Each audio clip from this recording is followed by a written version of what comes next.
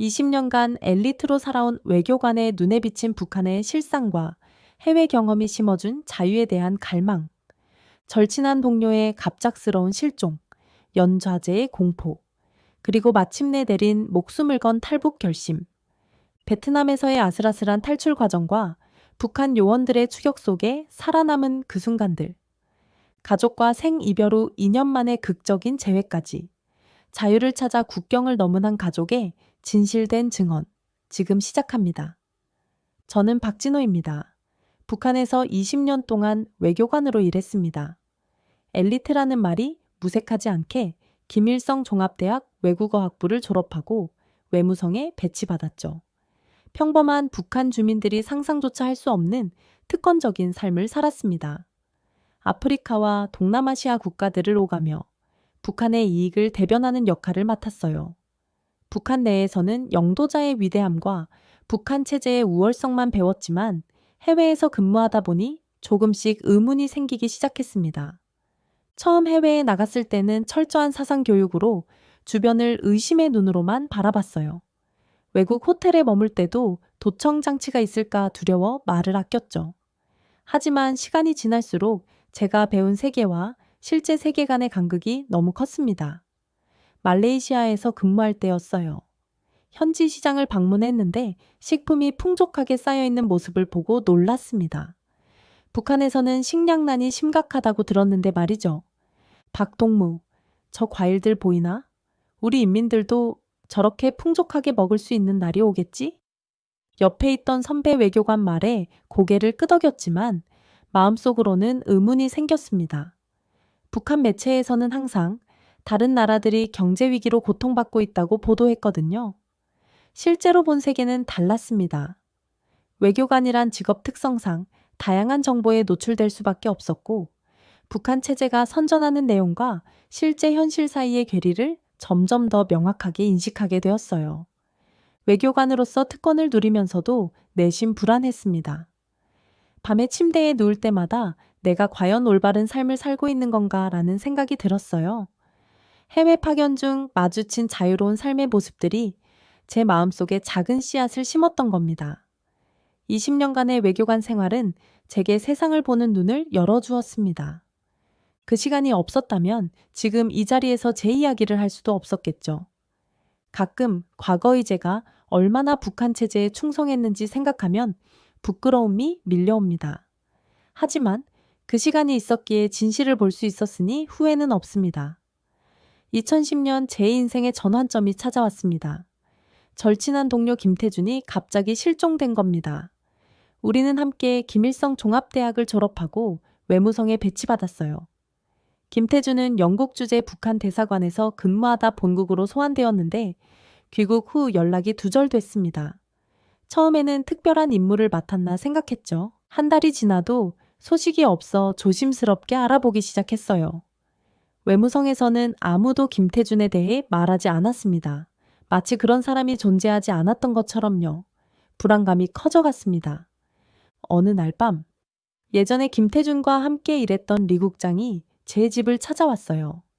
리 국장은 술에 취한 척하며 나지막이 말했습니다.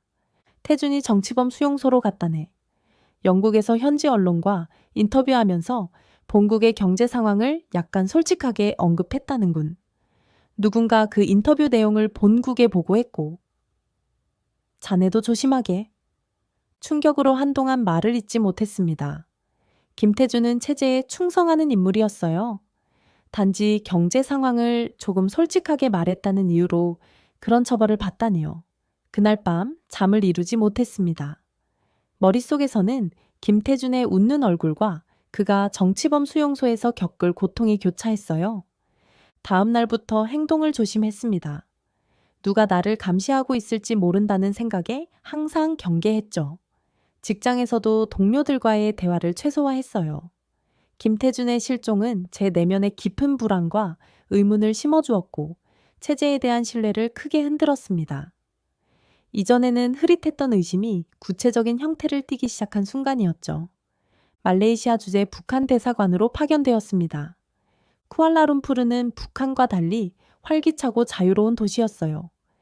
대사관 업무 중 하나가 현지 기업들과 교류하는 것이었는데 그중에는 한국 기업들도 있었습니다. 물론 공식적으로는 적대국이었지만 경제 협력이 필요할 때는 이런 원칙도 유연해지곤 했죠. 현지 한국 기업인 박상무와의 첫 만남을 지금도 생생히 기억합니다. 그는 자연스럽게 제게 명함을 건네며 친절하게 대해 주었어요. 북한 사람이라고 경계하거나 적대감을 드러내지 않았죠. 회의가 끝난 후 식사 자리에서 박상무는 한국의 경제 발전에 대해 이야기했습니다. 우리나라가 60년대만 해도 세계 최빈국이었다는 거 알고 계세요? 지금은 세계 10위권 경제대국이 되었습니다. 그의 말을 믿기 어려웠지만 제가 본 현실은 그의 말이 사실임을 뒷받침했어요. 대사관 도서실에서는 해외 언론 자료들을 볼 수 있었습니다. 보안 등급이 높아 일반 직원들은 접근할 수 없었지만 제 직위 덕분에 열람이 가능했죠. 거기서 북한 내부의 기근 상황과 인권 문제에 대한 보도들을 접했습니다. 충격적이었던 것은 1990년대 북한의 고난의 행군 시기에 수많은 주민들이 굶어 죽었다는 사실이었어요. 북한 매체에서는 일시적 어려움이라고만 했는데 실제로는 대규모 화사가 있었던 겁니다. 외교관으로서 제한적이지만 인터넷도 사용할 수 있었습니다. 처음에는 업무 목적으로만 사용했지만 점차 해외 뉴스를 검색하기 시작했어요. 북한의 3대 세습과 내부 권력 투쟁에 관한 정보를 접하면서 제가 믿어왔던 체제의 선전이 거짓이었음을 깨닫게 되었습니다. 밤에 홀로 머무는 사무실에서 이런 정보들을 접할 때마다 가슴이 조여왔어요. 진실을 알게 되는 것은 고통스러웠지만 이제 돌아갈 수 없는 길에 접어들었다는 것을 느꼈습니다. 3년간의 해외 근무를 마치고 본국으로 소환되었습니다. 평양으로 돌아오니 모든 것이 답답하게 느껴졌어요. 말레이시아에서의 자유로운 생활과 달리 북한에서는 모든 행동과 말에 신경을 써야 했습니다. 외교관이라는 특권적 신분에도 불구하고 감시의 눈초리를 느꼈어요. 박동무, 해외 근무하다 보면 사상이 흐트러질 수 있으니 당 학습에 더 열심히 참여해야 하네. 직장 상사가 던진 이 말은 단순한 충고가 아닌 경고처럼 들렸습니다. 해외에서 돌아온 외교관들은 특별 관리 대상이었어요. 사상 검열이 강화되었고 일상적인 보고서 제출도 더 빈번해졌습니다. 평양 밖으로 출장을 갔을 때 본 현실은 더 충격적이었어요. 공식 수행원으로 함경북도를 방문했는데 도시를 벗어난 지역의 상황은 처참했습니다. 어린아이들이 영양실조로 야윈 모습, 식량을 구하러 다니는 주민들의 절박한 눈빛이 아직도 선합니다.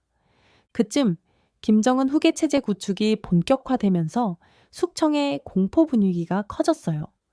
사소한 실수나 비판적 발언이 정치적 범죄로 간주되었습니다. 외교부 내에서도 여러 동료들이 갑자기 사라졌어요. 공식적인 이유는 혁명화 교육 또는 특별 임무였지만 모두 그 말의 의미를 알고 있었습니다. 특히 충격적이었던 건 제 멘토였던 리성국 선배의 운명이었어요. 리 선배의 아들이 중국 유학 중 한국으로 탈북했다는 이유로 선배는 하루아침에 모든 직위를 박탈당하고 함경북도 탄광으로 추방되었습니다. 연좌제의 무서움을 직접 목격한 순간이었어요. 이런 상황들을 보며 내 가족도 언제든 같은 운명에 처할 수 있다는 두려움이 커졌습니다. 북한 체제의 실상을 아는 것은 축복이 아닌 저주 같았어요. 알면서도 침묵해야 하는 고통, 그것이 제 일상이 되었습니다. 상부로부터 다음 해외 파견 준비를 하라는 지시를 받았습니다. 겉으로는 기뻐하는 척했지만 내심 이것이 마지막 기회가 될 수도 있다는 생각이 들었어요. 해외에 나가면 탈북할 수 있을지도 모른다는 희망과 가족을 두고 떠나야 한다는 두려움 사이에서 갈등했습니다. 아내와 딸 수연은 제 인생의 전부였어요. 수연은 평양 제일중학교에 다니는 우등생으로 장래가 촉망되는 학생이었습니다. 아내는 평양의학대학 병원에서 간호사로 일했고요. 그들과 함께 탈북하기엔 위험이 너무 컸어요. 외교관의 가족은 항상 감시 대상이었고 해외 파견 중에도 가족은 일종의 인질로 본국에 남겨두는 경우가 많았습니다. 몇 주간의 고민 끝에 결단을 내렸어요. 혼자 탈북한 후 나중에 가족을 구출하기로 했습니다. 아내에게 조심스럽게 이 생각을 털어놓았어요. 처음에 아내는 충격을 받았지만 곧 이해해 주었습니다. 당신이 먼저 가서 자리를 잡고 우리를 데려올 방법을 찾아주세요. 우리는 여기서 버틸게요. 아내의 단호한 눈빛에서 용기를 얻었습니다. 탈북 준비를 위해 중국 국경 근처에서 비밀리에 활동하는 브로커와 연락을 취했습니다. 해외 파견 중 알게 된 재외 교포의 도움으로 연결된 브로커였어요. 필요한 정보와 자금을 준비하며 계획을 세웠습니다. 모든 준비는 극도로 조심스럽게 진행했어요. 작은 실수 하나가 가족 전체의 운명을 바꿀 수 있었으니까요. 드디어 해외 파견 명령이 내려왔습니다. 베트남 하노이에서 열리는 경제협력회의에 북한 대표단으로 참석하게 된 것이죠. 떠나기 전날 밤 가족과의 마지막 시간을 보냈습니다. 평소와 다름없이 행동하려 했지만 마음속으로는 이것이 마지막일지도 모른다는 생각에 괴로웠어요. 아내는 말없이 제 손을 꼭 잡았습니다. 그 손길에서 꼭 성공해서 돌아와 우리를 데려가라는 메시지를 느꼈어요. 수연은 제가 좋아하는 음식을 직접 준비했고 마지막으로 집을 나설 때 뛰어와 안아주었습니다. 아빠, 꼭 건강하게 돌아오세요. 그 말을 들으며 눈물을 참기 어려웠습니다. 하지만 감정을 숨기고 평양을 떠났어요. 뒤돌아보면 그것이 북한에서의 마지막 순간이었습니다. 베트남에 도착한 날 숙소인 하노이 시내 호텔에 짐을 풀었습니다. 대표단 단장의 지시로 회의 자료를 검토하고 북한의 입장을 정리하는 업무를 맡았어요. 표면적으로는 성실한 외교관의 모습을 유지했지만 내심으로는 탈북할 적기를 노리고 있었습니다. 회의 둘째 날 저녁 기회가 왔어요. 대표단 다른 멤버들이 베트남 관료들과의 만찬에 참석하는 동안 저는 두통을 핑계로 호텔에 남았습니다. 방에서 급한 일로 잠시 나갔다 오겠다는 메모를 남긴 후 미리 연락해둔 브로커와 만나기로 한 장소로 향했어요. 호텔을 빠져나와 택시를 탔을 때 심장이 미친 듯이 뛰었습니다. 뒤를 돌아보니 호텔 앞에서 북한 보위부 요원으로 보이는 2명이 급하게 택시를 잡고 있었어요.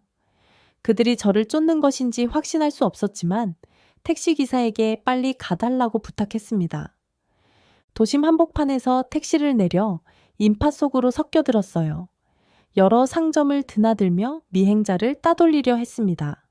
1시간쯤 이런 식으로 움직인 후 한국 대사관 근처의 카페에 도착했어요. 그곳에서 브로커를 만나기로 했습니다. 카페에 들어서자마자 이상한 낌새를 느꼈어요. 창가에 앉아있던 남자가 갑자기 일어나 밖으로 전화를 걸더니 곧 2명의 남자가 카페로 들어왔습니다.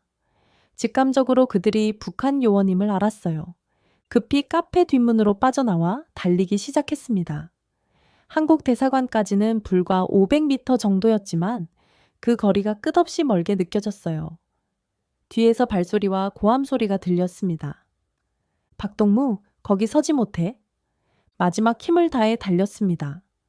대사관 문이 보이는 순간 등 뒤에서 누군가 제 재킷을 잡아당겼어요. 재킷을 벗어던지고 마지막 스퍼트를 올렸습니다. 드디어 대사관 경내에 진입했고 문 앞에서 경비원들에게 외쳤어요. 저는 북한에서 온 망명 신청자입니다. 도와주세요. 경비원들이 재빨리 대응해 저를 안으로 인도했습니다. 뒤에서는 북한 요원들이 분노에 찬 표정으로 서 있었어요. 그들의 시선이 살인적이었지만 이제 그들의 소나귀에서 벗어났다는 사실에 안도감이 밀려왔습니다. 대사관 내에서 한국 외교관들이 저를 맞이했어요. 처음으로 한국 사람들과 자유롭게 대화를 나눴습니다. 그들은 제 상황을 이해하고 망명 절차를 도와주겠다고 약속했어요. 물론 검증 과정이 필요했지만 일단 안전했습니다. 그날 밤 대사관 임시 숙소에서 오랜만에 편안한 잠을 잤어요. 이제 새로운 삶이 시작되었다는 희망과 함께 북한에 남겨진 가족에 대한 걱정이 교차했습니다. 하지만 이미 돌아갈 수 없는 강을 건넜다는 것을 알았어요. 한국에 도착한 첫날 인천공항에 내렸을 때의 감정은 아직도 생생합니다. 비행기에서 내려 한국 땅을 밟는 순간 온몸에 전율이 흘렀어요. 자유의 땅에 마침내 발을 디뎠다는 실감이 안 났습니다. 공항에서 국정원 직원들이 저를 맞이했어요. 그들은 친절했지만 경계심도 느껴졌습니다. 당연한 일이었죠. 고위 외교관의 탈북은 흔한 일이 아니었으니까요. 국정원 시설로 이동하면서 창밖으로 본 서울의 모습에 압도되었습니다. 고층 빌딩들과 번화한 거리, 세련된 차량들로 가득한 도로를 보며 북한의 선전이 얼마나 거짓이었는지 다시 한번 실감했어요. 조사 과정에서 놀란 것은 국정원이 제가 근무했던 해외 공관의 내부 상황까지 상세히 알고 있다는 점이었습니다. 박진호 씨, 말레이시아 대사관에서 근무할 때 2층 왼쪽 사무실이 당신의 자리였죠. 베트남에 가기 전 김성철 부상과 개인적인 면담을 했다고 들었습니다만 맞습니까? 그들의 정확한 정보에 놀랐어요. 북한은 대외적으로 철통 같은 비밀 체제를 자랑했지만 한국은 이미 많은 것을 알고 있었습니다. 조사를 마치고 하나원으로 이동했어요. 그곳에서 다른 탈북민들과 함께 남한 사회 적응 교육을 받았습니다. 저와 달리 직접 두만강이나 압록강을 건너 목숨을 걸고 탈북한 분들의 이야기를 들으며 깊은 감명을 받았어요. 제 탈북은 상대적으로 안전했지만 그분들은 정말 죽음의 문턱을 넘어온 것이었습니다. 하나원에서 만난 한 여성은 두 자녀를 데리고 탈북하다가 중국에서 인신매매 조직에 팔릴 뻔한 경험을 들려주었어요. 또 다른 남성은 강을 건너다 북한 경비병의 총에 맞아 지금도 다리를 절뚝거렸습니다. 그들의 이야기를 들으며 제 특권적 삶을 새롭게 돌아보게 되었어요. 한국 정착 후 가장 큰 과제는 북한에 남겨진 가족을 구출하는 일이었습니다. 국제인권단체의 도움을 받아 중국 브로커와 연결됐어요. 그들을 통해 아내와 딸에게 메시지를 전달했습니다. 처음에는 연락이 닿지 않아 불안했지만 3개월 후 드디어 아내로부터 소식을 받았어요. 우리는 괜찮아요. 하지만 당신이 사라진 후 감시가 심해졌어요. 수연이는 학교에서 따돌림을 당하고 있어요. 그 소식을 듣고 가슴이 미어졌습니다. 제 선택이 가족에게 고통을 주고 있다는 사실이 괴로웠어요. 하지만 이제 돌아갈 수 없었고 유일한 길은 그들을 데려오는 것뿐이었습니다. 브로커를 통해 탈북 계획을 세웠어요. 위험했지만 아내는 용기 있게 딸과 함께 그 계획에 동참했습니다. 그러나 그 과정에서 정보가 유출됐어요. 보위부가 가족을 감시하기 시작했습니다. 몇 달간의 어려움 끝에 아내는 놀라운 기지를 발휘했어요. 딸 수연이 아프다는 핑계로 함경북도의 친척집 방문 허가를 받았습니다. 그곳에서 국경 근처로 이동한 후 미리 연결해둔 브로커의 도움으로 중국 국경을 넘었어요. 중국에서의 여정도 순탄치 않았습니다.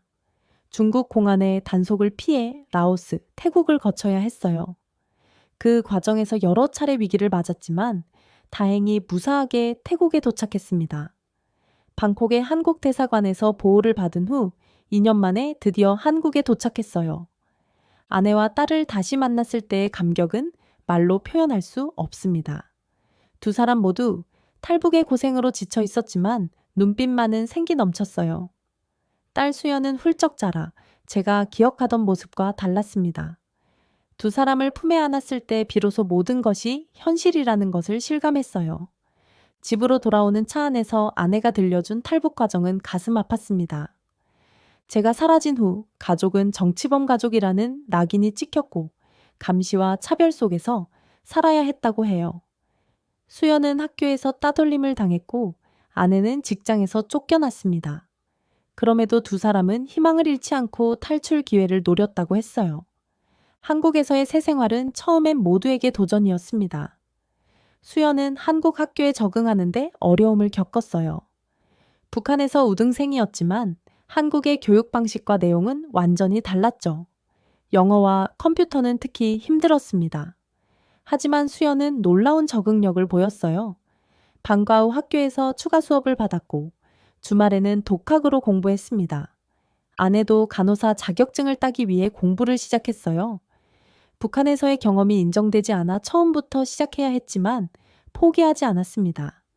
그 사이 요양병원에서 보조 일을 하며 가게를 도왔죠. 저는 북한 인권 관련 단체에서 일하게 되었습니다. 외교관 경험과 북한에 대한 지식을 살려 국제사회에 북한의 실상을 알리는 일을 했어요. 처음에는 북한 정권의 보복을 두려워했지만 더 많은 사람들이 진실을 알아야 한다는 사명감이 그 두려움을 이겨냈습니다. 지금 우리 가족은 서울 외곽의 아파트에 정착했습니다. 수연은 대학에 진학하여 국제관계학을 공부하고 있어요. 북한 출신이라는 배경이 때로는 장애물이 되기도 했지만 그 역경을 이겨내며 자신만의 길을 개척해 나가고 있습니다. 아내는 요양병원에서 정식으로 일하게 되었습니다. 가끔 북한에 두고 온 친구들과 가족들이 생각납니다. 특히 김태준의 운명은 여전히 마음에 무거운 짐으로 남아 있어요. 그가 아직도 정치범 수용소에 있는 건지 아니면 이미 이 세상 사람이 아닌 건지 알 수 없습니다. 리성국 선배도 마찬가지고요. 그들을 위해 제가 할 수 있는 일은 북한의 인권 상황을 국제사회에 알리는 것뿐이라고 생각합니다. 물론 한국 생활이 항상 순탄한 것은 아닙니다. 여전히 북한 출신이라는 이유로 편견을 마주할 때가 있어요. 직장에서 미묘한 차별을 느낄 때도 있고 가끔은 간첩 아니에요? 라는 농담까지 들을 때도 있습니다. 하지만 그런 경험들이 오히려 저를 더 강하게 만들어줬다고 생각해요. 가장 힘든 순간은 북한의 핵실험이나 미사일 발사 뉴스가 나올 때입니다. 그때마다 북한 출신에 대한 시선이 달라지는 걸 느껴요. 하지만 그럴 때일수록 더 당당하게 북한 주민과 정권은 다르다는 것을 알리려고 노력합니다. 북한 주민들도 정권의 피해자라는 사실을 많은 사람들이 이해해 주길 바랍니다. 탈북 이후의 삶을 돌아보면 많은 어려움이 있었지만 후회는 없습니다. 가족 모두가 자유롭게 자신의 꿈을 추구할 수 있는 곳에서 살고 있으니까요. 무엇보다 소중한 것은 진실을 말할 수 있는 자유입니다. 북한에서는 상상할 수 없었던 일이죠. 지금 이 순간에도 많은 북한 주민들이 자유를 갈망하며 위험한 탈북을 시도하고 있습니다. 모든 탈북민의 이야기가 다르지만 우리 모두는 더 나은 삶을 위해 목숨을 걸고 국경을 넘었다는 공통점이 있어요. 그들 모두가 안전하게 자유를 찾기를 진심으로 바랍니다. 제 이야기가 누군가에게 영감이 되거나 북한에 대한 이해를 높이는 데 조금이라도 도움이 된다면 그것으로 충분합니다. 앞으로도 계속해서 목소리를 내며 언젠가 통일된 한반도에서 모든 사람이 자유롭게 살 수 있는 날을 위해 노력할 것입니다. 그것이 제가 자유를 얻은 대가로 할 수 있는 최소한의 의무라고 생각합니다. 북한 체제 내에서 핵물리학자로 살아간다는 것은 영광과 두려움이 공존하는 삶이었습니다. 국가의 핵심 기술자로서 특별 대우를 받지만 그 대가는 철저한 감시와 통제였죠.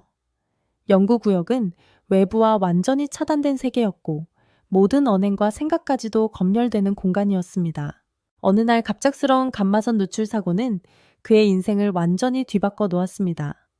의심의 시선, 강화된 감시, 그리고 숙청의 그림자가 점점 가까워졌습니다. 매일 밤 천장을 바라보며 자문했죠. 이대로 사라지는 것을 기다릴 것인가? 아니면 목숨을 걸고 탈출할 것인가? 가족을 남겨두고 혼자 떠나는 결정은 그 어떤 과학적 계산보다 어려웠습니다. 하지만 그는 알고 있었습니다. 자유를 찾지 못한다면 가족을 다시 만날 기회조차 없으리라는 것을. 얼어붙은 강물을 건너는 순간 그의 인생은 돌이킬 수 없는 선을 넘어섰습니다. 이것은 북한의 핵심 과학자가 자유를 찾아 떠난 위험천만한 탈출의 기록입니다. 저는 평안북도에 위치한 우라늄 농축 연구시설에서 핵물리학자로 근무했습니다. 과학자 전용 주거구역에서 가족과 함께 살았죠. 이곳은 외부와 완전히 차단된 환경이었습니다. 2개의 검문소를 통과해야만 들어갈 수 있었고 일반 주민들과의 접촉은 철저히 금지됐어요. 식량 배급은 정상적으로 이루어졌고 전기도 다른 지역보다 안정적으로 공급됐습니다. 자녀 교육 역시 최고 수준의 선생님들이 담당했죠. 하지만 이런 특혜는 철저한 통제의 대가였습니다. 외부와의 통신은 불가능했고 개인적인 외출도 허가 없이는 할 수 없었어요.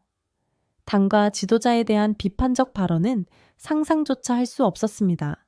실장님은 매일 중성자 감지기 보정 작업 진행 상황을 물었습니다. 3번 장치의 오차율을 0.03% 이하로 낮췄습니다. 하지만 5번 장치는 여전히 불안정합니다. 이런 대화가 일상이었죠. 연구시설은 국가보위성과 당 조직지도부가 엄격하게 관리했습니다. 모든 문서는 반드시 손으로 작성해야 했고 중요한 내용은 구두로만 보고했어요. 문서 파쇄의 길을 통과한 종이조차도 다시 수거해 확인할 정도로 보안이 철저했습니다. 전산망은 외부와 완전히 분리되어 있었고 USB나 개인 저장 장치는 소지조차 금지됐어요. 저는 주로 원심 분리기의 회전 속도를 제어하고 기기 수명을 개선하는 업무를 맡았습니다. 중성자 감지기 보정 작업도 정기적으로 수행했죠.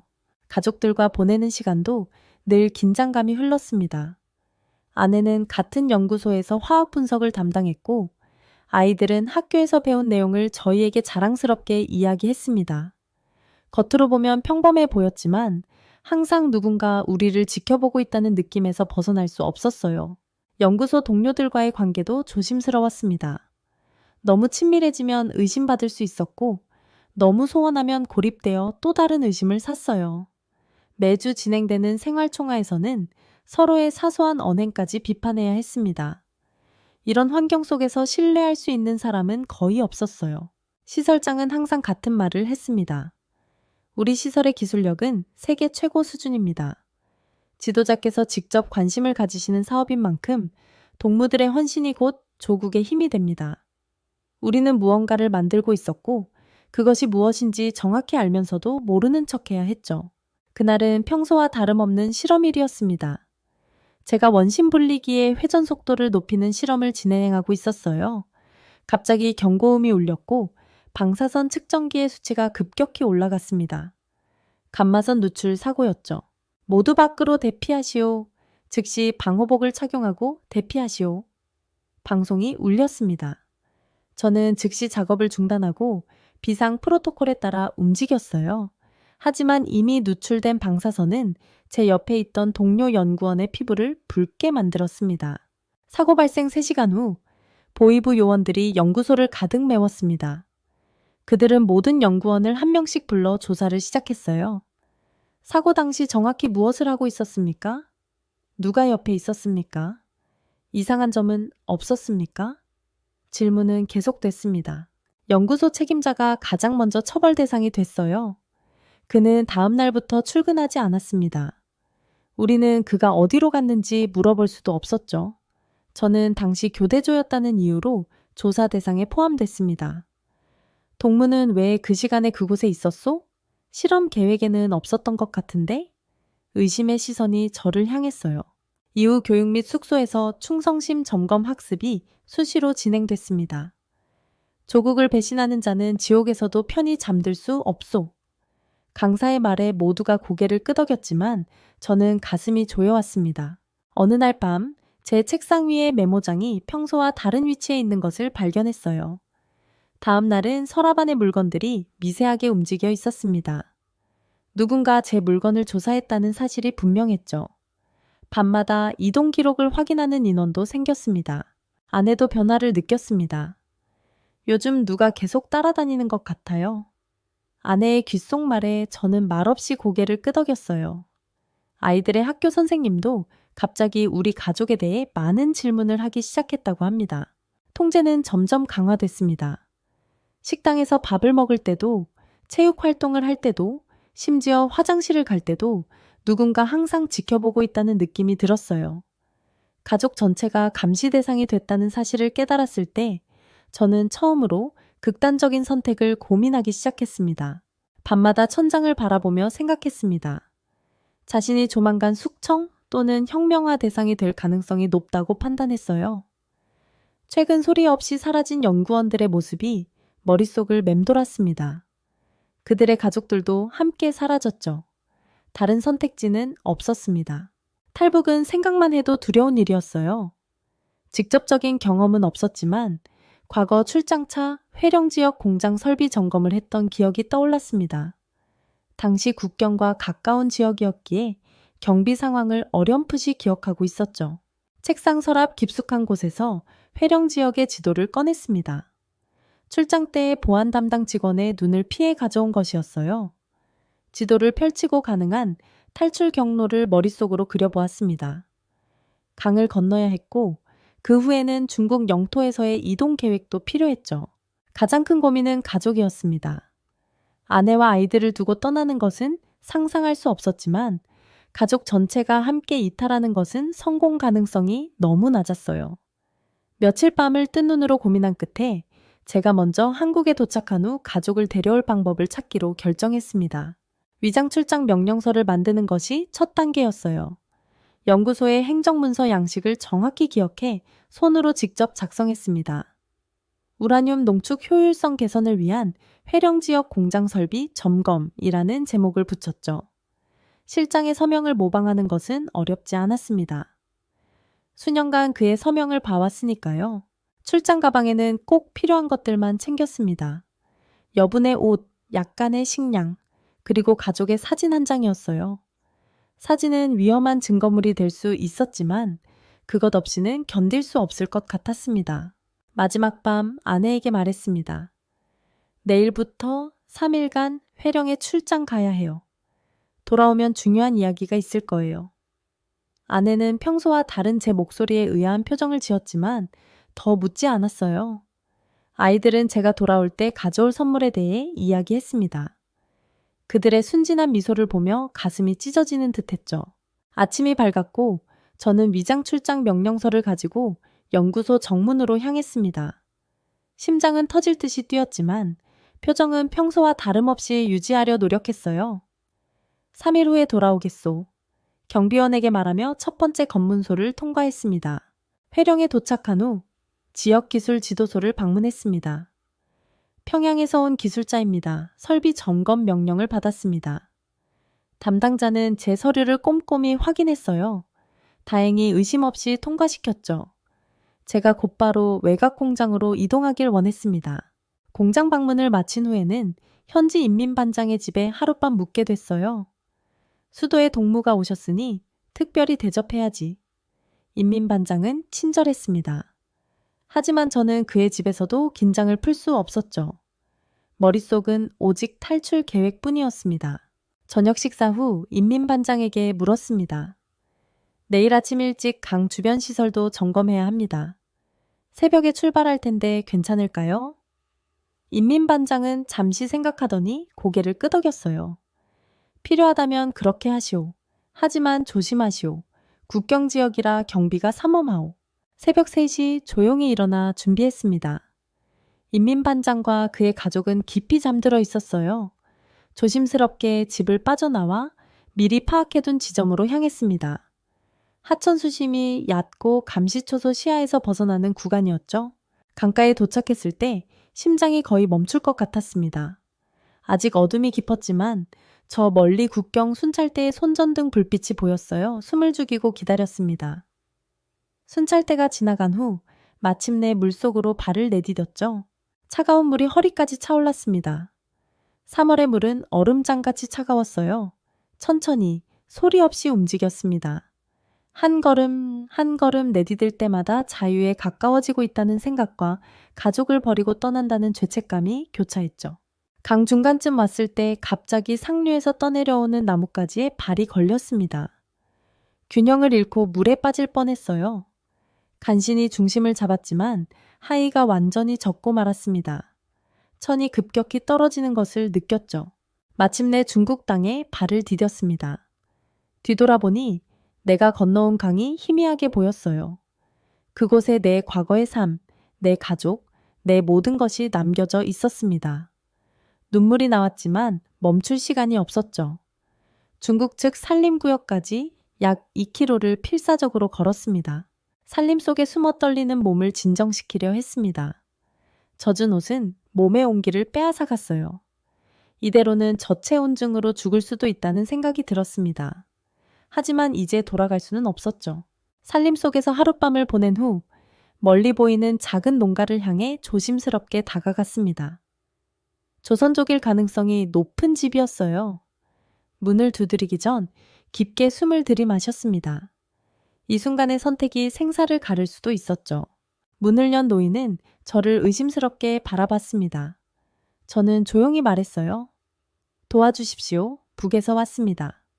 노인의 표정이 경직됐지만 곧 주위를 살피고 저를 안으로 들였습니다. 위험한 짓을 했구만. 노인은 제게 마른 옷과 뜨거운 국을 내어주었어요. 여기서 오래 있을 수는 없네. 당국에서 자주 검문을 나오니까. 저는 고개를 끄덕였습니다. 하룻밤만 묵게 해달라고 부탁했죠. 노인의 농기계가 고장나 있던 것은 행운이었습니다. 제가 기술로 쉽게 수리할 수 있었어요. 이건 내가 드릴 수 있는 유일한 대가입니다. 노인은 만족해하며 제게 이틀을 더 머물러도 좋다고 했습니다. 이후 노인의 조언대로 일주일 단위로 이동하며 단속을 피했습니다. 한 조선족 마을에서 다른 마을로, 때로는 숲속에서 밤을 보내기도 했어요. 항상 뒤를 돌아보며 살았고 모든 낯선 소리에 가슴이 떨렸습니다. 3주차 무렵 한 조선족 식당에서 일하게 됐습니다. 주방에서 설거지를 하는 단순한 일이었지만 20곳과 식사가 보장됐어요. 그곳에서 브로커를 만났습니다. 한국에 가고 싶으면 내가 도울 수 있소. 그의 제안은 유혹적이었죠. 제3국 경유 후 한국행 루트를 제시받았습니다. 문제는 비용이었어요. 돈이 없습니다. 솔직히 말했더니 브로커는 냉소적으로 웃었습니다. 그럼 다른 방법으로 값을 치러야지. 1년간 내 공장에서 일하시오. 그 후에 한국으로 보내주겠소. 노동력 착취 수준의 대가였지만 다른 선택지가 없었습니다. 동의했어요. 브로커의 공장은 의류 제작소였습니다. 하루 16시간씩 일했고 휴일은 없었죠. 손가락이 찢어지고 눈이 침침해져도 쉴 수 없었습니다. 어느 날 갑자기 중국 공안에 불시 단속이 있었습니다. 모두 증명서 보여주시오. 공안의 외침에 공장 사람들이 흩어졌어요. 저는 가까스로 뒷문으로 탈출했습니다. 브로커의 조언대로 산간지역 은신처로 향했죠. 그곳에서 2주간 숨어 지냈습니다. 혹독한 추위와 배고픔 속에서도 희망을 잃지 않았습니다. 머릿속에는 늘 가족의 얼굴과 자유에 대한 갈망이 있었어요. 조금만 더 견디자. 이것도 지나갈 거야. 스스로를 다독이며 하루하루를 버텼습니다. 단속이 잠잠해진 후 브로커가 다시 나타났습니다. 이제 남쪽으로 이동할 시간이요. 트럭 뒤편에 숨어 중국 남부로 향했어요. 좁은 공간에 여러 명이 함께 숨어 있었습니다. 모두 저와 같은 탈북민들이었죠. 이틀간의 고된 여정 끝에 국경 마을에 도착했습니다. 브로커는 우리에게 지시했어요. 국경을 넘으면 현지인들이 맞이할 거요. 그들을 따라가시오. 국경은 산길을 통해 도보로 넘어야 했습니다. 발에 물집이 생기고 다리가 후들거려도 멈출 수 없었죠. 갑작스러운 고함 소리에 모두 얼어붙었습니다. 움직이지 마시오. 현지 경찰의 순찰에 걸린 것이었어요. 도망치려 했지만 소용없었습니다. 곧 우리 모두 체포돼 현지 수용소로 끌려갔죠. 좁고 불결한 수용소에서의 생활이 시작됐습니다. 하루 한 끼의 식사와 끝없는 신문이 이어졌어요. 어디서 왔소? 누가 도왔소? 목적지는 어디요? 저는 입을 굳게 다물었습니다. 가족에 대한 언급이나 신분 노출은 절대 하지 않았죠. 다른 수용자들은 하나둘 북한으로 송환됐습니다. 송환되는 이들의 절망적인 표정을 볼 때마다 가슴이 무너졌어요. 그들의 운명이 어떻게 될지 너무 잘 알고 있었습니다. 수용소에서 3주째 되던 날 한 직원이 다가왔습니다. 당신 면담 요청이 왔소. 누굴까 의아했지만 따라갔어요. 방에 들어서자 양복을 입은 한 남성이 앉아 있었습니다. 안녕하세요. 저는 한국영사관에서 나왔습니다. 그의 말에 가슴이 뛰었습니다. 어떻게 제 존재를 알았는지 의문이었지만 그건 중요하지 않았어요. 희망이 생겼다는 사실이 중요했죠. 영사관 직원은 제게 몇 가지 질문을 했습니다. 저는 신중하게 대답했어요. 네, 북한에서 왔습니다. 한국으로 가기를 원합니다. 그는 고개를 끄덕였고 곧 절차가 진행될 것이라 말했습니다. 기다림의 시간은 길었습니다. 매일 아침 눈을 뜨며 오늘이 될까 생각했어요. 절망과 희망 사이를 오가는 나날이었습니다. 북한으로 송환되는 악몽에 시달리기도 했죠. 마침내 그날이 왔습니다.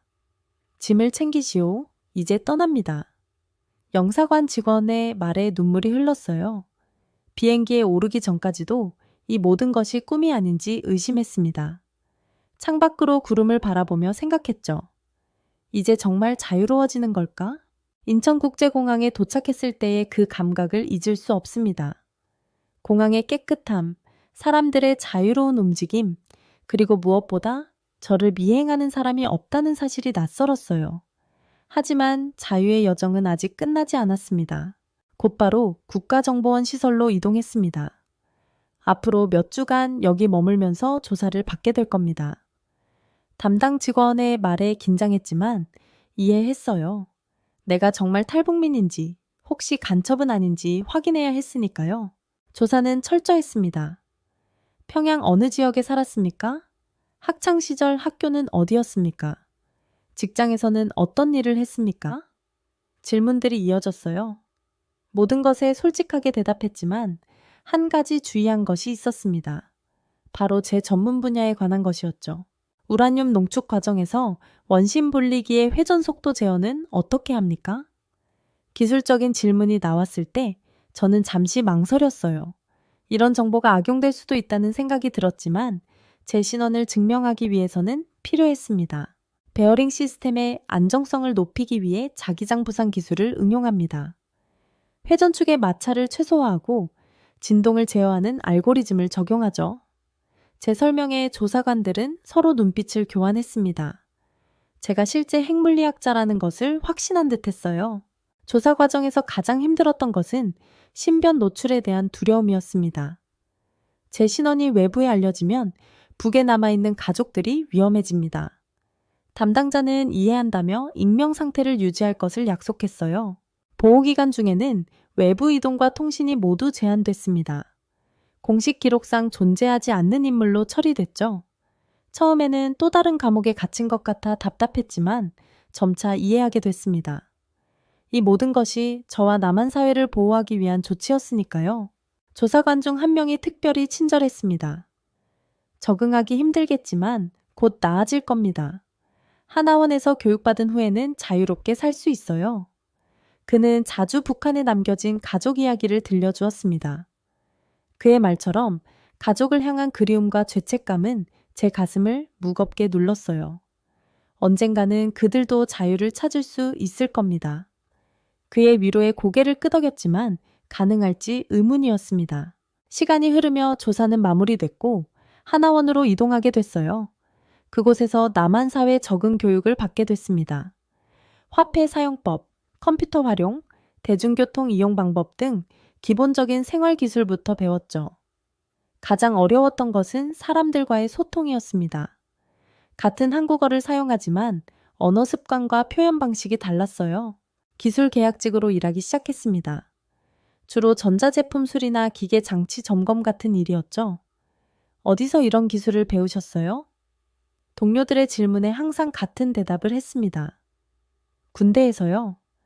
더 이상의 질문은 피했고 사적인 관계를 맺는 것도 최소화했어요. 언제 어디서 북한 출신이라는 사실이 밝혀질지 모른다는 불안감이 항상 따라다녔습니다. 월급의 대부분은 저축했습니다. 언젠가 가족을 데려올 날을 위해서였어요. 브로커를 통해 북에 있는 가족에게 소식을 전하려 했지만 위험 부담이 너무 컸습니다. 밤마다 가족의 얼굴을 떠올리며 잠들었습니다. 아내의 미소, 아이들의 웃음소리가 생생했어요. 가끔은 미친 생각이 들기도 했습니다. 다시 북으로 돌아가 그들을 데려오자는 생각이었죠. 물론 불가능한 일이라는 것을 알고 있었습니다. 언젠가 북한의 핵 프로그램에 대한 뉴스를 봤습니다. 화면에 비친 시설은 제가 근무했던 곳과 흡사했어요. 심장이 빠르게 뛰었고 순간 숨이 막혔습니다. 그 시설에서 일했던 기억, 그곳에 남겨둔 사람들, 그리고 그들이 만들고 있던 것의 위험성을 너무나 잘 알고 있었죠. 언젠가 통일이 되면 가족을 다시 만날 수 있을까요? 아니면 그들이 저처럼 탈북에 성공할 날이 올까요? 확신할 수 없지만 그 희망이 저를 살아가게 하는 원동력입니다. 자유의 땅에서 살고 있지만 진정한 자유를 느끼기에는 아직 먼 것 같습니다. 제 몸은 탈출했을지 몰라도 마음은 여전히 북에 남겨진 가족과 함께 있으니까요. 그럼에도 후회하지 않습니다. 적어도 이곳에서는 두려움 없이 숨을 쉴 수 있으니까요. 그리고 언젠가는 반드시 가족과 함께 이 자유를 누릴 날이 오리라 믿습니다. 북한 열차가 며칠씩 멈춘다는 소문, 정말일까요? 그런데 놀라운 건 이뿐만이 아니라고 합니다. 지붕 위로 올라가려던 승객을 붙잡느라 승무원이 목숨을 걸어야 했고, 군수물자를 실은 열차가 한겨울에 일주일 넘게 멈춘 경우도 있었다는데요. 이 모든 것을 직접 겪은 청진철도국 승무원 한지원 씨. 과연 어떤 선택을 할 수밖에 없었을까요? 사실 제가 지금도 잊을 수 없는 장면이 하나 있어요. 북한에서 한겨울에 운행하던 열차였는데 매서운 바람이 부는 가운데 승객 몇 분이 기차 지붕 위에 올라가셨습니다. 그중 한 남성이 균형을 잃고 떨어질 뻔한 순간이 있었어요. 저는 승무원으로서 지붕에 올라가는 승객들을 단속하러 간 적이 많았고 그때마다 정말 아슬아슬한 상황을 자주 봤습니다. 다치거나 심지어 목숨을 잃는 사고도 비일비재했죠. 저로서는 제발 내려오세요. 여기는 너무 위험합니다. 하고 붙잡아야 했지만 그분들은 승무원 동무 내가 여기서 내려가면 우리 가족이 굶는다오. 조금만 놔둬줘. 하고 애원하셨습니다. 누가 봐도 절박한 모습이었죠. 저는 그때마다 제 임무와 그분들의 사정 사이에서 끊임없이 갈등했습니다. 열차 승무원이니까 규정을 지켜야 하지만 그들을 나무라기엔 그들의 처지가 너무 딱했거든요. 그렇게 불편하고 안타까운 감정이 제 속에서 켜켜이 쌓이다 보니 결국에는 견디기가 힘들어졌습니다. 저는 북한 청진의 철도국에서 열차 승무원 생활을 했습니다. 열차 승무원이라면 그럭저럭 배급도 잘 받는 편이고 일정한 권위도 갖게 되니 괜찮은 직장이라고들 했어요. 그러나 그건 말 그대로 껍데기였습니다. 속을 들여다보면 매일같이 돌아가는 열차는 불규칙하고 전력난이 심해서 자꾸 멈춰서는가 하면 표 없이 타는 승객들은 지붕이나 객차 연결 통로에 매달려 다니고 그중에는 장사하러 이동하는 분들도 많았지요. 한 대에 인원이 너무 많아지니 싸움이 잦았고 술 취한 승객이 문제를 일으키면 그걸 진정시키느라 또 온갖 고생을 해야 했습니다. 사실 상부에서 열차 질서를 단속해라 라고 지시가 내려오면 승무원들이 정말 강압적으로 나서야 할 때도 많았어요.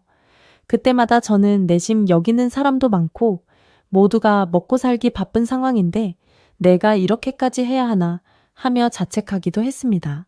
제 아버지는 청진 인근의 공장 관리부에서 일하시던 분인데 제가 고등학교 시절쯤부터 몸이 좋지 않으셨습니다. 어머니는 시장에 나가서 장사를 하시면서 집안을 지탱해 오셨죠. 저는 고등학교를 졸업하고 곧장 철도국에 발령받았습니다. 왜냐하면 대학에 갈 엄두를 낼 만한 경제적 여유도 없었고 시장에 나가 장사하기엔 매일매일 뛰어다녀야 하니 집안에 남아있는 부모님을 돌보기 어려울 것 같았거든요. 철도국에 취직하면 그나마 한 달에 한두 번은 배급도 들어오고 일종의 공적 신분으로서 혜택이 조금 있을 거라 생각했어요. 처음 들어갔을 때는 그래, 이 정도면 괜찮겠다 싶었지만 막상 일을 시작하니 만만치가 않았습니다. 제가 맡았던 업무는 주로 열차 안에서 표를 검사하고 무임승차자를 적발하고 좌석 분쟁이 생기면 해결하고 열차가 중간에 멈추면 승객들에게 상황을 설명하는 일이었어요. 그런데 북한에서는 정전이 자주 일어나니까 어느 구간에서 멈출지도 몰랐고 한번 멈추면 몇 시간에서 며칠도 지연되기 일쑤였죠. 승객들은 화가 나서 승무원들에게 막 소리를 지르기도 하고 어떤 분들은 중간에 열차 밖으로 그냥 내려서 산길로 걸어가기도 했습니다. 저는 그런 걸 막으려고 뛰어다녔는데 솔직히 제 한계가 너무 분명했습니다. 제가 열차 승무원을 하면서 특히 혼란과 공포를 느낀 건 어느 날 한 술 취한 남성이 짐칸 위에 올라가겠다고 고래고래 소리를 질렀을 때입니다. 그분은 그날따라 기분이 몹시 불안정해 보였고 내가 언제 또 이 기차를 타보겠소. 여기서 춤이라도 춰야겠다오. 하고 비틀거리며 올라가려는데 보다가 온몸이 떨리더라고요.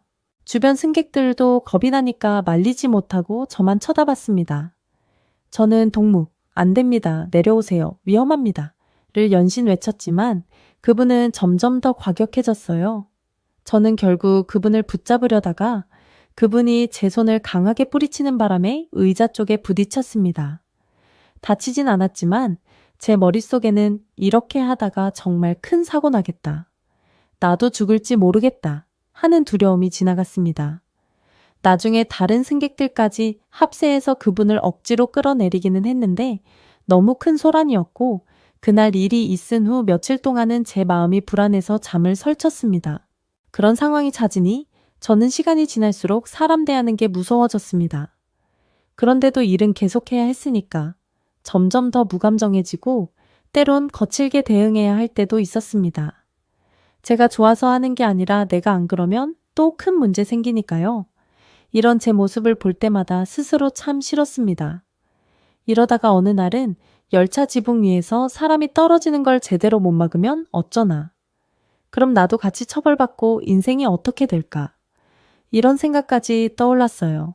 거기다 더 큰 문제는 열차가 자꾸 정전으로 서는데도 별 대안이 없고 길어지면 승객들이 승무원 동무, 이게 무슨 꼴이오? 우린 먹을 것도 없다오. 하면서 극도의 불만을 터뜨린다는 겁니다. 저는 철로 상태나 전력 사정에 대해 해명할 길이 없었죠. 결국 승객들과 다툼이 생기고 보위부원이나 철도 보안원이 투입되기도 합니다. 그럴 때마다 승무원인 저희도 호되게 야단을 맞는데 가끔은 억울하고 분한 마음에 울컥했어요. 내가 잘못해서 전기가 끊기는 게 아닌데 왜 나를 질책하는 거야 하는 생각이 들면서 이 나라에서 아무리 성실히 일해도 내 인생이 나아질 기미가 없구나 싶었습니다. 그 와중에 집안 사정은 점점 더 나빠졌습니다. 아버지는 건강이 계속 나빠지셨고 약도 제대로 구하기 힘들었어요. 시장에서 약을 구하자면 돈이 필요한데 저 역시 열차 승무원 월급이라고 해야 쌀 몇 킬로 살 정도 수준이니 빠듯했죠. 어머니가 장사를 해도 뇌물을 상납해야 하고 단속에 걸리면 물건을 빼앗기기도 했습니다. 주변 사람들도 다들 힘들다 보니 누구에게 도움을 청하기도 어려웠고요. 눈앞이 점점 더 캄캄해졌습니다. 결정적으로 제 마음에 이 나라를 벗어나야겠다는 생각을 단단히 심어준 사건은 철도국 상부에서 무리를 해가며 어떤 특별 열차 운행을 명령했을 때였습니다. 그 특별 열차는 사실상 군수물자를 운반하기 위한 열차였는데 제대로 안전장치도 없이 무리하게 운행을 시키려 했어요. 저는 그 군수물자 열차에 승무원으로 배정되어 다녀와야 했는데 한밤중에 무더기로 멈추면서 승객들은 꼼짝없이 매서운 추위에 떨어야 했습니다. 군수물자라고 하니까 모두가 긴장했고 저 역시 혹시 이 열차에서 사고라도 터지면 어마어마한 처벌을 받을 거라 두려웠어요. 그런데 상부에선 아무리 겨울이라 해도 일정대로 무조건 운행하라고 재촉했습니다. 결국 그 열차에서 저를 포함해 승무원들이 할 수 있는 건 거의 없었고 군인들이나 보안원들이 같이 타서 통제했는데 분위기가 살벌했죠. 사람들은 꽁꽁 얼어붙었고 열차는 산골짜기에서 일주일 넘게 지연되었습니다. 그 사이에 노인 한 분이 저체온증으로 쓰러졌고 약을 구하지 못해 상황이 심각해지자 결국 돌아가셨어요. 저는 그 모습을 보고 완전히 충격에 빠졌습니다. 그냥 어쩔 수 없는 희생처럼 치부되는데 아무도 책임을 지지 않더라고요. 보안원들은 오히려 그 노인의 죽음을 문제 삼지 못하게 했고 저희 승무원들에게도 괜히 소문 퍼뜨리지 말라. 괜한 말하면 니들만 다친다. 며 무섭게 협박했습니다. 저는 그때 여기서는 정말 사람 목숨이 파리 목숨이구나. 내가 이대로 계속 이 나라에서 살면 내 인생은 무엇을 위해 존재하는 걸까 하는 극단적인 무력감을 느꼈습니다. 제 가족도 저 자신도 이렇게 살다가는 결국 한없이 부딪히며 고통받다 끝나겠구나 싶었습니다. 그날 열차에서 내린 뒤 저는 집에 돌아와 어머니께 솔직히 말씀드렸습니다. 어머니, 이렇게 계속 살면 우리 집안도 망가질 것 같아요. 아버지 약도 더 이상 못 구하고 저도 하루하루가 너무 두렵습니다. 차라리 우리가 이 나라를 떠나서 다른 곳에서 새롭게 살아볼 수는 없을까요? 어머니는 처음엔 눈을 크게 뜨시며 놀라셨죠. 그러다가 제가 곧바로 울먹이는 걸 보시더니 살짝 한숨을 쉬시며 말없이 고개를 떨구셨습니다. 잠시 뒤에 어머니가 어떻게든 방법을 찾아보자. 나도 더 이상은 이대로 못 살겠다. 하고 말씀하실 때 전 가슴이 철렁했습니다. 그리고 동시에 이제 정말 내가 위험한 길을 가겠구나 하는 공포와 각오가 동시에 생겼습니다. 탈북을 한다는 건 결코 쉬운 일이 아니었어요. 오히려 저는 공적 신분으로 등록된 사람이니 감시가 더 강할 수도 있었죠. 그런데 제게는 약간의 이점도 있었습니다. 철도 노선에 대한 지식이 어느 정도 있고 열차를 관리하는 루트나 보안원들의 일정도 조금은 파악할 수 있었기 때문이에요. 물론 이걸 직접 탈북 경로에 쓸 수 있을지는 전혀 확신할 수 없었지만 최소한 국경지대의 기차 운행 스케줄을 훑어볼 기회는 조금 더 많았죠. 저는 먼저 혼자 탈북 루트를 알아보려고 조용히 수소문했지만 어느 쪽이든 브로커를 끼지 않고는 힘든 상황이었습니다. 게다가 돈도 많지 않았으니 제대로 된 브로커를 찾기도 쉽지 않았죠. 잘못 걸리면 사기당하거나 중국 당국에 붙잡혀 바로 북한으로 송환될 수도 있었습니다. 그러던 중 제가 친하게 지내던 철도국 동료, 승무원 김여경 언니가 살며시 제게 말을 꺼냈습니다. 지원아, 사실 나도 얼마 전에 탈북을 고민하고 브로커한테 연락해 본 적이 있어. 돈이 꽤 들긴 하지만 그 사람이 책임감 있게 도와주는 편이라더라. 혹시 네가 정말 떠나려거든 내가 아는 그 사람을 소개해 줄게. 제가 깜짝 놀라서 언니 정말이에요? 언니도 여기 떠나려고 했어요? 하고 물었더니 언니는 그래, 나도 여기선 미래가 없단 걸 느꼈어. 근데 내가 지금 당장은 집안 사정상 어렵고 내가 구해놓은 브로커가 혹시라도 내게 도움이 될까 싶어. 하고 작게 말했습니다. 저는 한편으론 반갑고 한편으론 두려움이 치솟았어요. 이제 내가 진짜로 이 일에 발을 들여놓는 건가? 싶어 잠을 이루지 못했죠. 결국 저는 언니가 소개해준 브로커와 몰래 접촉했습니다. 그는 이름을 박성민이라고 소개했는데 사실 그게 진짜 이름인지 가명인지 전혀 알 길이 없었어요. 박성민 씨는 제가 열차 승무원이라는 사실을 듣고 조용히 국경으로 이동하기는 좀 까다롭겠지만 방법이 전혀 없는 건 아니다. 다만 돈이 꽤 든다고 말했습니다. 저는 돈을 조금이라도 아끼고 싶었지만 브로커가 말하기를 너무 헐값을 제시하면 나도 위험 부담을 안고 움직여야 하니까 할 수 없다. 특히 국경 넘을 때 보위부가 깔아놓은 감시망이 만만치 않다고 하더군요. 별도리가 없었습니다. 저는 어머니와 함께 시장에 있는 물건을 조금씩 팔고 지인들에게 돈을 빌려 가까스로 요구액을 마련했습니다. 그리고 며칠 후 우리는 본격적으로 움직이기 시작했습니다. 탈북 경로는 통상 두만강을 건너 중국으로 간 뒤 거기서 또 다른 브로커나 연결고리를 통해 남쪽으로 이동하는 시기잖아요. 저도 그 길을 택해야 했습니다. 박성민 씨는 기차에서 내리자마자 국경지대까지는 밤에 몰래 차로 이동할 것이라고 했습니다. 결국 저는 일종의 출장을 핑계로 휴가를 냈고 어머니는 지병이 있는 아버지를 위해 집에 남기로 했어요. 아버지를 모시고 가기에는 너무 위험했고 또 저 혼자 먼저 나간 뒤에 형편이 되면 나중에 부모님을 모셔오자는 계획을 세운 것입니다. 마음이 무겁고 찢어졌지만 그게 최선이었어요. 떠나기 전날 밤 아버지가 제 손을 꼭 쥐시며 말씀하셨습니다. 지원아, 너 잘 다녀와라. 괜히 빈말이 아니고 정말 마지막 희망일지도 모르니 잘 살아남아야 해. 그리고 언젠가 우릴 데리러 와주면 고맙겠다. 저는 눈물이 쏟아져서 아무 대답도 못했어요. 어머니도 고개를 떨군 채 말없이 제 등을 토닥이셨습니다. 저희는 몇 시간 동안 아무 말도 없이 방에 함께 앉아 있었습니다. 그 순간이 머릿속에서 지워지질 않아요. 제가 밖으로 나가기로 마음먹었던 가장 큰 계기는 가족을 위해서였는데 정작 가족을 다 데리고 갈 수 없다는 게 너무나 쓰리고 참담했습니다.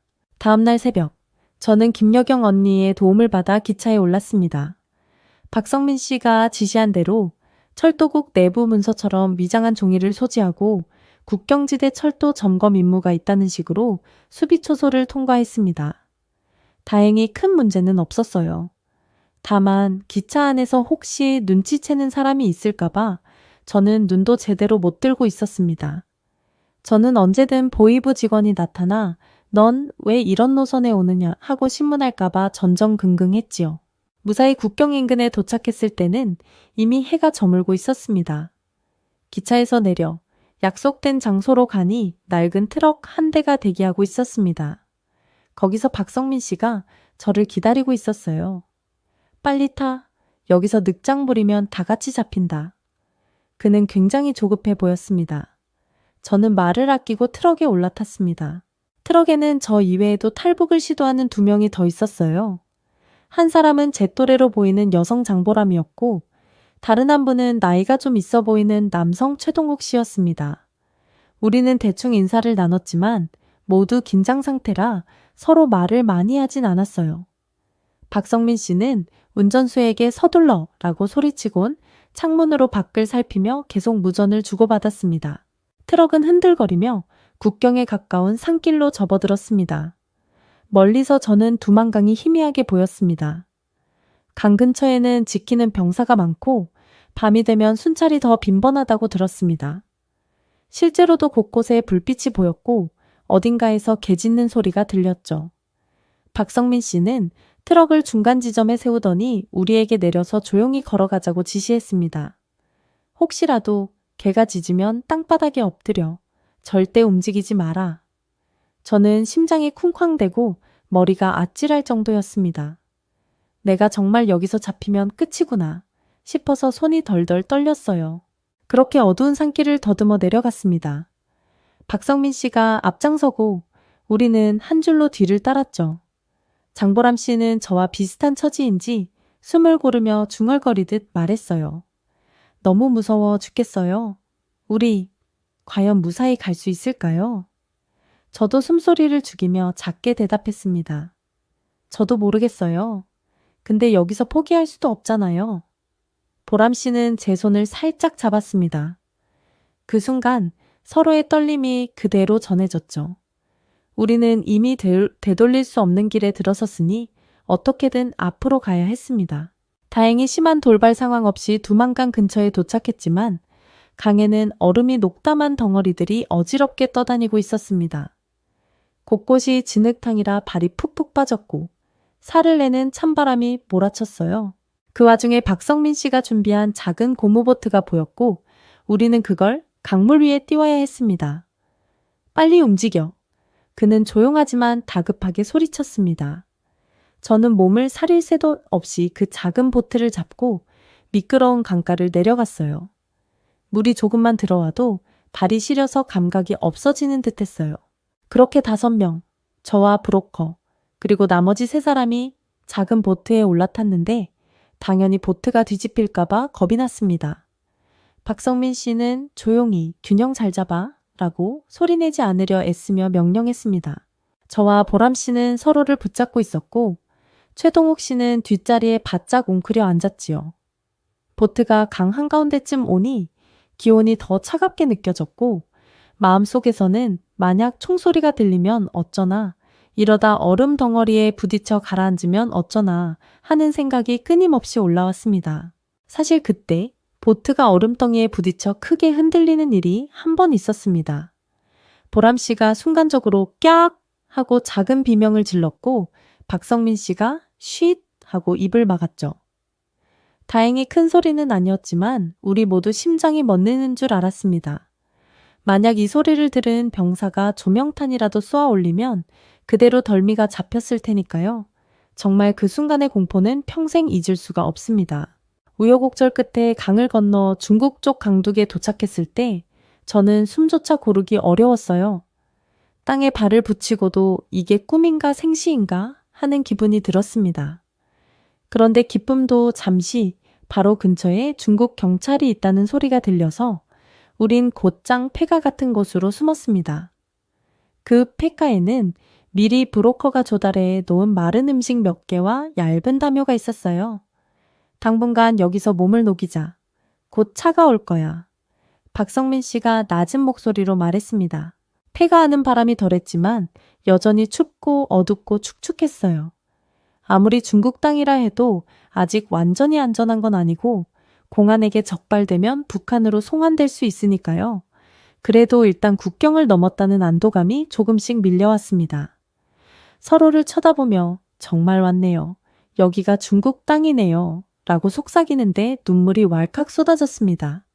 보람 씨도 우리 살아남을 수 있겠죠? 라고 제게 물었고 저는 고개를 끄덕였어요. 반드시 살아남아야 해요. 그 후로 중국 곳곳을 이동하는 동안에도 위험천만한 순간이 많았습니다. 특히 연길 근처에서 공항 검문이 심하다는 말을 듣고 우리는 낮에는 거의 움직이지 않고 밤에만 트럭이나 승합차를 타고 옮겨 다녔어요. 브로커가 따로 중국 운전사를 고용해 둔 것 같았는데 그 사람도 언제 마음이 바뀔지 몰라 늘 불안했습니다. 간혹 호텔에 잠깐 숨기도 했지만 신분증 검사가 있을 때마다 심장이 덜컥 내려앉곤 했죠. 저는 그 며칠 동안 거의 제대로 자지 못했습니다. 한국에 가려면 중국에서 더 남쪽으로 내려가서 동남아 국가들을 거쳐야 했습니다. 당연히 거기까지 가는 길도 쉽지 않았죠. 중국을 떠나기 전 브로커 박성민 씨가 우리에게 돈을 더 내야 최종적으로 국경을 넘겨줄 수 있다고 추가 비용을 요구했습니다. 사실상 약속한 금액보다 훨씬 많은 금액이었고 우리는 이걸 협박으로 받아들일 수밖에 없었지요. 혹시 여기서 안 주면 보이부에 넘길 수도 있고 그대로 두고 떠날 수도 있으니까요. 결국 가진 돈을 어떻게든 모으고 보람 씨도 따로 숨겨뒀던 금품을 꺼내야 했습니다. 그때 보람 씨가 간신히 지니고 왔던 금반지를 꺼내서 박성민 씨에게 건네는 모습을 보며 저도 눈물이 났습니다. 누가 보면 이게 무슨 강도 만난 거랑 다를 게 있나 싶었지만 그래도 딱히 다른 길이 없었어요. 겨우겨우 중국 동남아 국경지대를 넘었을 때는 정말 온몸이 피폐해진 상태였어요. 그쪽 국경도 순찰이 심해서 정글지대를 우회하며 밤새 걸었고 도중에 몸이 망가질 듯 했죠. 최동욱 씨는 중년이라 체력이 약하셨는지 걷다가 여러 번 주저앉았습니다. 그럴 때마다 제가 부축하고 보람 씨도 손잡아 이끌며 겨우 이동했습니다. 동욱 씨가 가끔 절망한 목소리로 이러다 다 여기서 죽는 거 아니야? 하고 중얼거리면 저도 같이 울컥했지만 아니에요. 끝까지 버텨야 해요. 여기서 쓰러질 수 없어요. 하고 다독였어요. 그렇게 몇 주를 헤맸더니 점점 정신이 몽롱해지고 무감각해질 정도였습니다. 도저히 더 못 버틸 것 같았는데 다행히 동남아 국경 마을에 들어가서 현지 브로커가 우리를 안전가옥으로 안내했어요. 그곳에서 처음으로 한국 대사관에 연락해야 한다는 말을 했습니다. 사실 이때까지도 정말 내가 한국에 갈 수 있을지 반신반의했어요. 혹여나 중간에 또 속거나 잡히면 어쩌나 싶었죠. 태국 수용소에서 몇 주 머무르는 동안 한국행 서류와 절차를 밟았고 그 다음 비행기를 타기까지 시간이 좀 걸렸어요. 비행기 표를 받았을 때 저는 믿기지 않아 종이를 여러 번 만져봤어요. 보람 씨도 우리 진짜 한국 가는 거야? 하고 물었고 최동욱 씨는 그냥 말없이 고개를 끄덕였어요. 어느 누구도 안심하진 못했지만 그래도 이제 한 고비는 넘겼구나 싶었습니다. 비행기 안에 탔을 때 저는 창밖을 바라보며 참 여러 가지 생각이 들었습니다. 열차 승무원으로 일하던 제 모습, 지붕 위 승객들을 단속하던 장면, 겨울에 멈춰선 열차 안에서 얼어 죽어가던 노인, 그리고 집에 남겨둔 부모님의 얼굴. 모든 게 주마등처럼 스쳐갔어요. 내가 과연 옳은 선택을 한 걸까? 부모님을 두고 혼자 이렇게 날아가는 게 맞는 걸까? 하지만 이걸로 멈추지 않고 반드시 자리 잡아서 부모님을 모셔올 방법을 찾으리라 하고 다짐했습니다. 비행기가 대한민국 인천공항에 착륙한다는 안내 방송이 나올 때 제 가슴은 터질 것 같았습니다. 기내에서 내려 입국 심사를 거치고 정부 지원팀을 만나기까지의 과정이 순식간에 지나갔어요. 한지원 씨 맞으시죠? 많이 힘드셨을 텐데 이제 괜찮아요. 하고 한국어를 유창하게 쓰는 분이 저를 맞아주는데 그 말 한마디가 얼마나 울컥하던지 저는 입술을 떨며 네, 감사합니다 라고 겨우 대답했습니다. 그렇게 한국 땅을 밟은 첫날 저는 곧장 보호시설로 이동했어요. 탈북민 정착 지원 과정을 밟아야 했으니까요. 시설에서 간단한 검사를 받고 안내 교육을 들었습니다.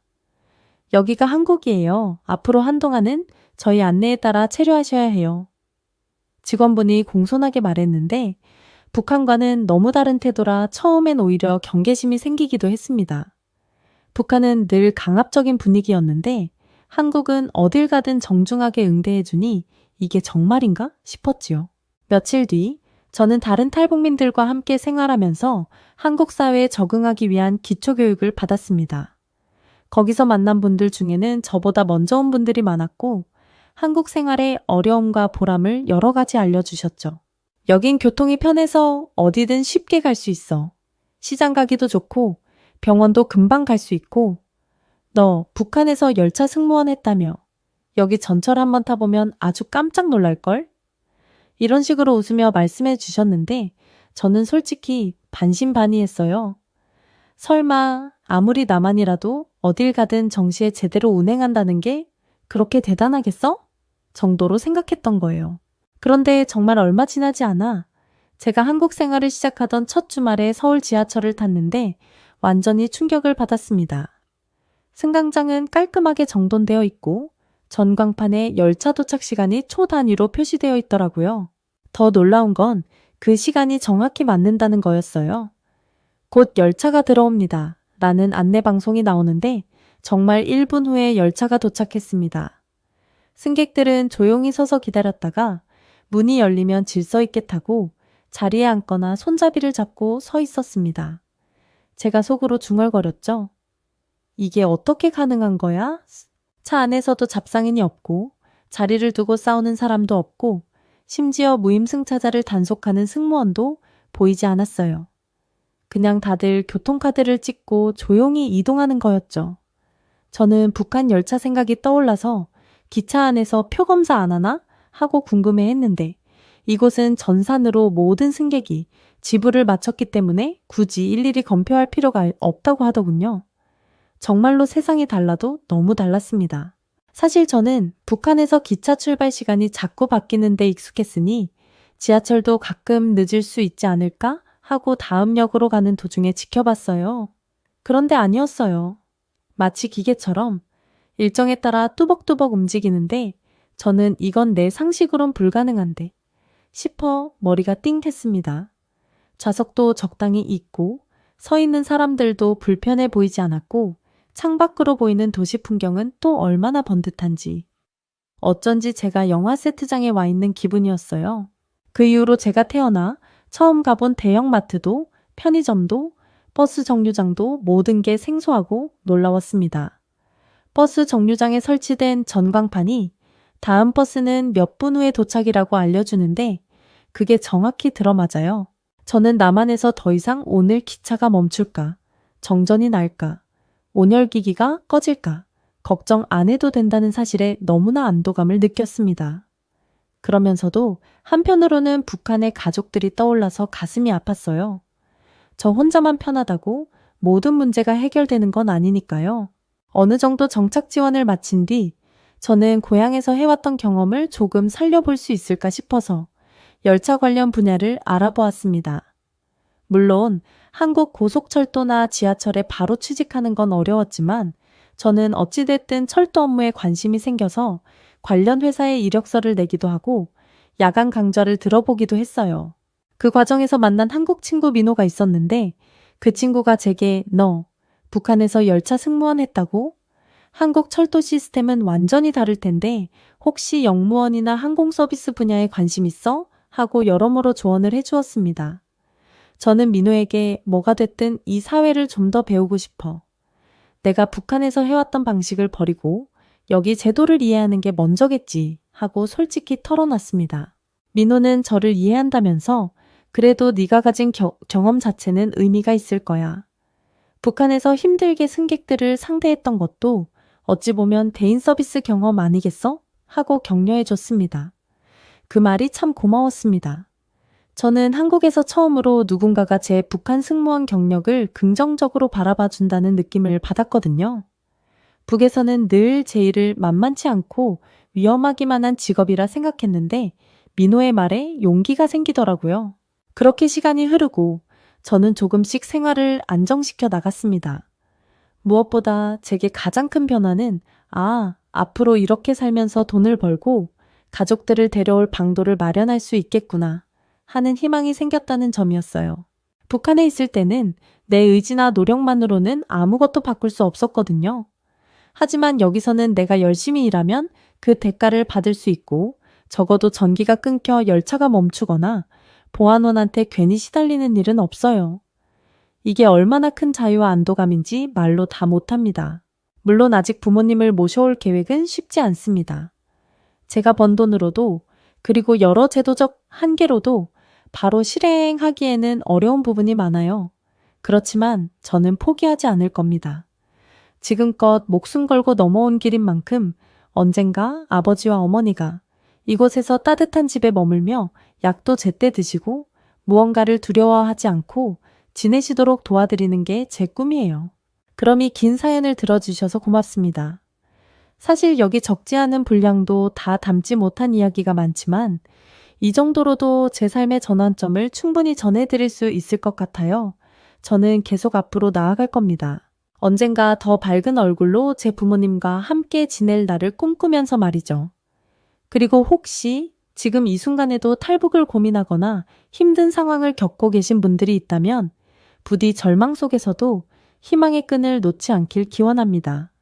저 역시 그 한 가닥 희망을 붙들고 여기까지 왔으니까요. 감사합니다.